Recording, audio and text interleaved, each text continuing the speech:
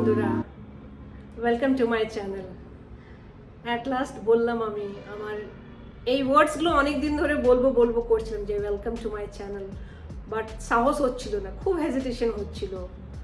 ভাবছিলাম কি দেখাবে, কীভাবে দেখাবো, ক্যামেরাতে কীভাবে মানে দেখাবে নিজেকে আর কি, সেই হেজিটেশনটা খুব হচ্ছিল।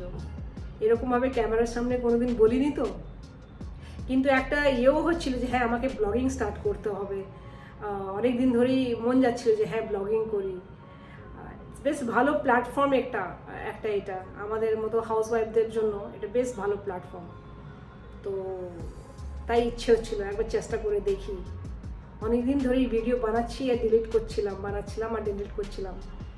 তো অ্যাট লাস্ট অনেক সাহস করে এই ভিডিওটা বানাচ্ছি আর আপলোডও করব। তো কেন চ্যানেলটার নাম দিলাম আমরা প্রবাসী। আমি বাঁকুড়া জেলার মেয়ে, কিন্তু থাকিনি কোনোদিনও ওখানে, মানে দাদুর বাড়ি বাঁকুড়াতে। বাবা জব করতেন ধানবাদে, তখন তো বিহার ছিল, এখন ঝাড়খণ্ড হয়ে গেছে। তো বাবা ধানবাদে কাজ করতো ইস্টার্ন কোলফিল্ডে। তো আমরা ওইখানেই জন্ম আমাদের, আর বড় হওয়া, পড়াশুনো লেখাপড়া সব ওখানেই শেষ করেছি।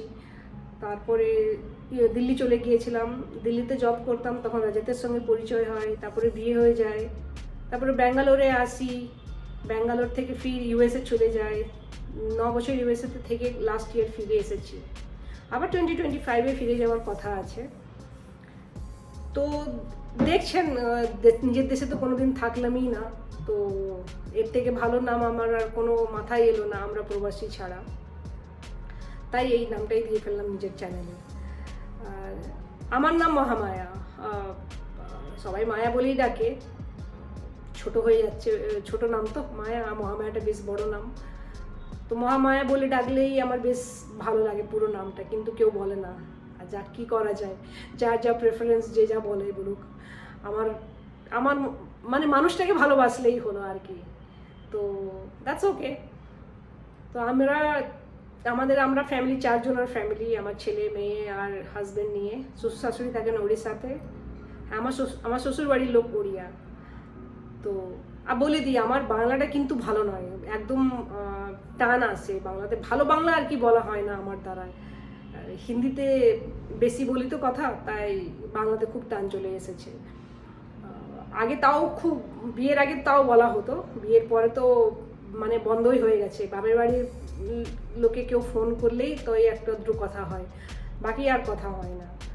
বন্ধু বান্ধবের সংখ্যাও, বাঙালি সংখ্যাও খুব কম ইউএসএতে। এখানে তো নেই বন্ধু বান্ধব, তো ইউএসএতে খুব কমই ছিল। তো তাদের সঙ্গে তো রেয়ারলি কথা হতো।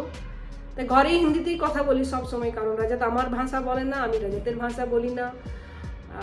বাচ্চারা বাবা মা যাই বলে তাই সেইটাই শিখেছে মানে কি বুঝে। ওরা হিন্দি বলতে পারে না, কিন্তু হিন্দিটা বোঝে। তাহলে বুঝতে পারছেন আমার বাংলা কেন খারাপ হয়েছে।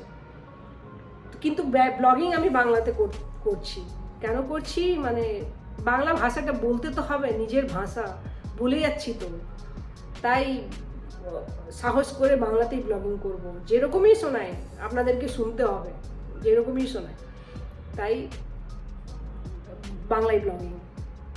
এই ভিডিওটা বেশি বড় করব না, কারণ ইউটিউবার্সটা ট্রিক্স বেশি বড় করলে চলবে না ভিডিও, ফার্স্ট ভিডিও। তাই করছি, ছোট রাখছি ভিডিওটা।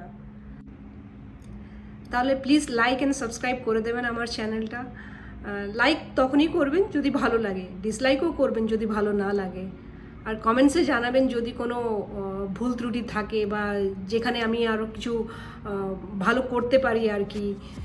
ফার্স্ট ব্লগ তো কিছু বুঝে উঠতে পারছিলাম না, কি বলবো, কীরকমভাবে কি করব।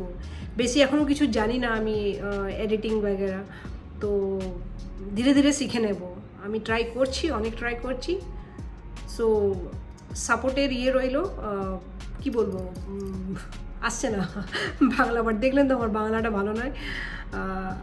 সাপোর্টের আশা রইল আর কি, সাপোর্ট করে দেবেন। তাহলে কি, থ্যাংক ইউ সো মাচ। আজ এখানেই রাখি।